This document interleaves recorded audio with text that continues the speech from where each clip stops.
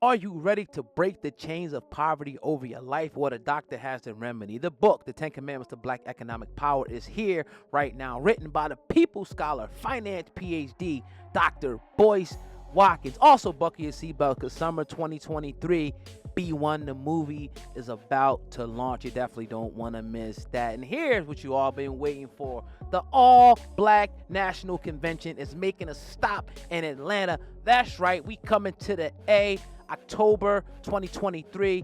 Make sure you go to boycewatkins.com to get your tickets, or we'll have the link in the description box as well. And if you're about your money, like you better be, right? I need everybody to text the word stock to the number 31996. I remember you coming out of that accident, or you talking about coming out of that accident. You were very bitter and upset because obviously a tragic accident like that, taking away one of your greatest weapons at the time, your voice. What was your mind like after that? Like, how were you thinking moving forward? I almost kind of attribute it, and apologize if I'm taking it the wrong way, but like almost somebody losing a leg that was a sprinter, somebody. Like, how did you take that? No, I took it like Bo, you know what I'm saying? Like Bo Jackson. Mm. You know what I mean? Like that's what I felt like. Like I was robbed. You know what I mean? Man, can you imagine what we'd have got to see if Bo? Right. It wouldn't happen to Bo Jackson, bro. Yeah. You know what I mean? And so it was a struggle, and I leaned on the other things that I did well, the writing. You know, those other guys became my voice because I didn't want to go home. That arrogant ass young nigga had tripped himself up, and I didn't want to go home and face that that humiliation. You know what I mean? So I stuck with it. I had no other choice. I do whatever the fuck I had to do to make sure I could stay within that machine and keep being a contributor at a high level. And when Snoopy came, he really afforded me the opportunity to put all my eggs into his basket, you know, and push him, you know. And he was really great about that. He knew. See, I didn't know this till later, but he knew where I was. He saw the suffering in his spirit. He knew, and you know, he just called me the other night. We was talking about this exact shit. How when he first came in, he moved into a house with me, and was taking all of my, you know, that I could give him, that I could feed him. A year later, I moved into his apartment with him because I had lost everything.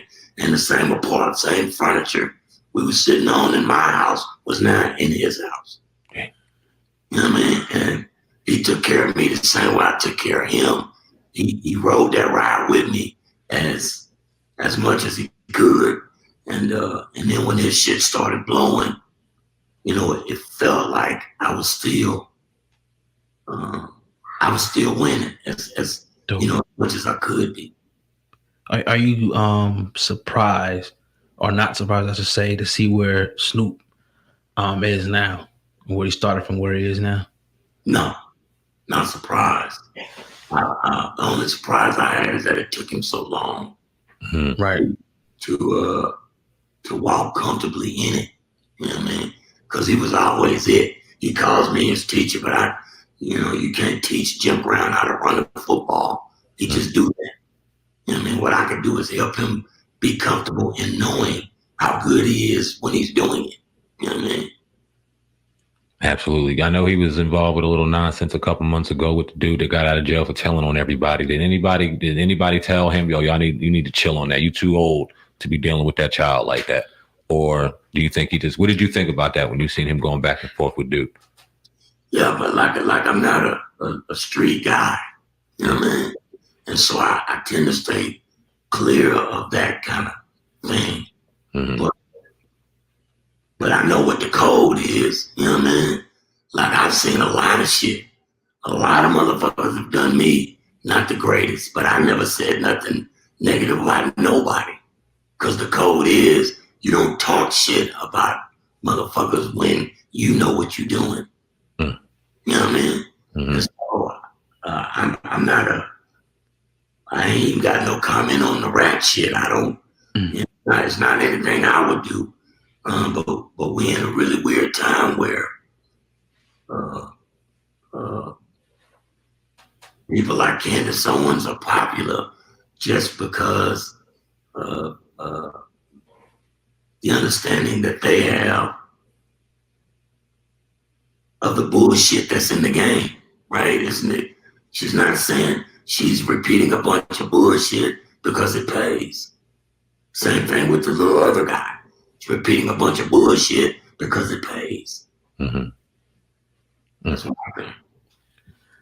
Ghostwriting. Do you feel like it takes away from the artist when people ghostwrite for art? I mean, especially when people say, "All right, this one is the top 10 or the top 5." It's commonly they'll say, "Well, they got ghostwriters."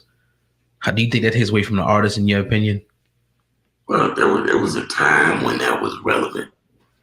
I don't think that shit's relevant anymore. They consider Easy one of the greatest, and he never wrote shit. That's a fact. That's a fact. Some of Dre's best work came from my pen and Snoopy's pen and Eminem's pen. And I consider Dre's hip hop. I consider the Chronic album a landmark on how the shit should be done. If you ask me, you know, what I mean, it's just fucking entertaining on every level.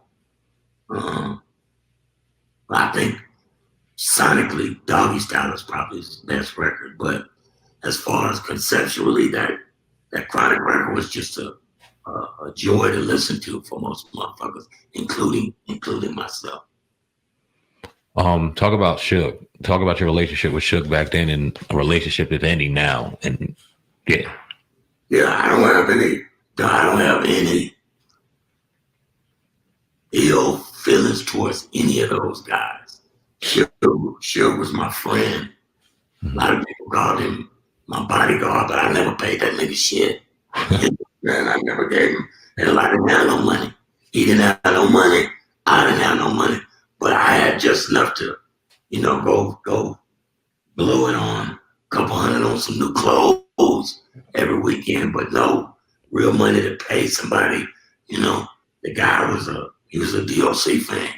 He got his big ass in a 1989 Suzuki Sidekick and drove with me to Dallas from California with his big ass cooped up in the car, slept on my mama's floor. Like me. We went to Vegas and hung out a gang of times, and he was doing whatever business he was doing, and I was kicking it. We always had big ass bags. When we drove back to California, but I didn't know what the fuck was in it and didn't give a shit, because I was my nigga and we was kicking it. I hate that I would never wish on any man the situation that he got going on for himself. But G.O.D. has a pathway for everybody, and he's the great architect. He the one wrote this movie. So I'm just trying to play my part so I can get me an Academy Award like Denzel. And dude should do the same.